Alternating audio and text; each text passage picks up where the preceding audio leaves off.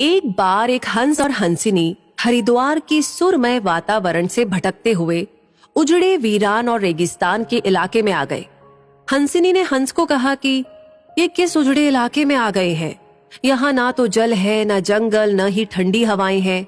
यहाँ तो हमारा जीना मुश्किल हो जाएगा। भटकते भटकते शाम हो गई तो हंस ने हंसिनी से कहा कि किसी तरह आज की रात बिता लो, सुबह हम लोग हरिद्वार लौट चलेंगे।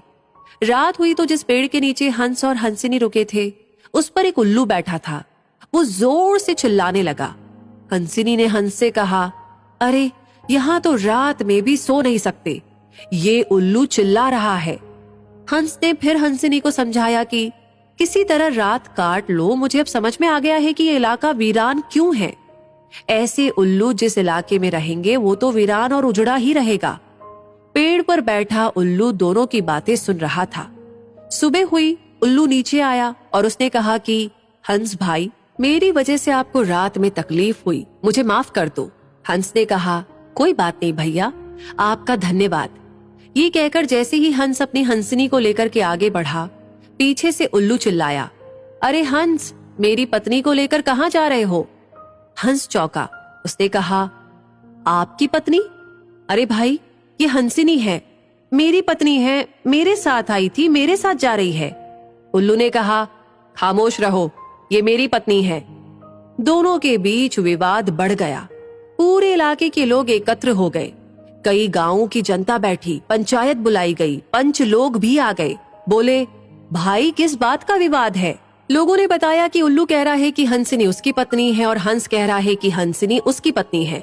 लंबी बैठक और पंचायत के बाद पंच लोग किनारे हो गए और कहा कि भाई बात तो यही सही है कि हंसिनी हंस की ही पत्नी है, लेकिन ये हंस और हंसिनी तो अभी थोड़ी देर में इस गांव से चले जाएंगे।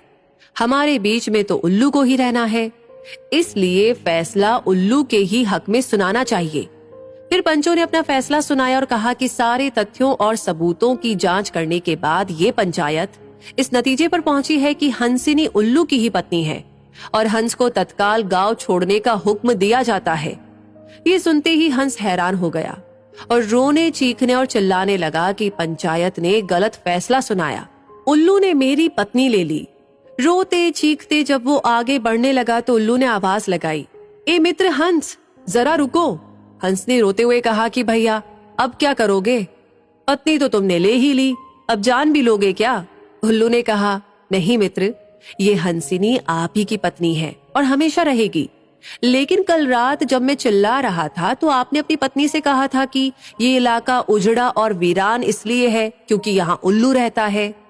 मित्र, ये इलाका उजड़ा और वीरान इसलिए नहीं है कि यहाँ उल्लू रहता है। ये इलाका उजड़ा और वीरान इसलिए है क्योंकि यहाँ पर ऐसे पंच रहते हैं जो उल्लुओं के हक में फैसला सुनाते हैं। शायद 65 साल की आजादी के बाद में भी हमारे देश की इस बुरी दशा का मूल कारण यही है कि हमने उम्मीदवार की योग्यता न देखते हुए हमेशा ये हमारी जाति का है, ये हमारी पार्टी का है, इसके आधार पर अपना फैसला उल्लुओं के ही पक्ष में सुनाया है। देश की बदहाली और बुरी हालत के लिए कहीं ना कहीं हम भी जिम्मेदार हैं। तो दोस्तों, इस कहानी के बारे में सुनकर आपको क्या लगता है कमेंट सेक्शन में लिख करके जरूर बताएं। लाइक ऑलरेडी कर दिया है तो शेयर करना ना भूलें और हमेशा ऐसी कहानियों के लिए, इंस्पायरिंग कहानियों के लिए हमारे पेज को फॉलो करें। मिलेंगे बहुत जल्दी ही, तब तक के लिए आपसे कहूंगी धन्यवाद।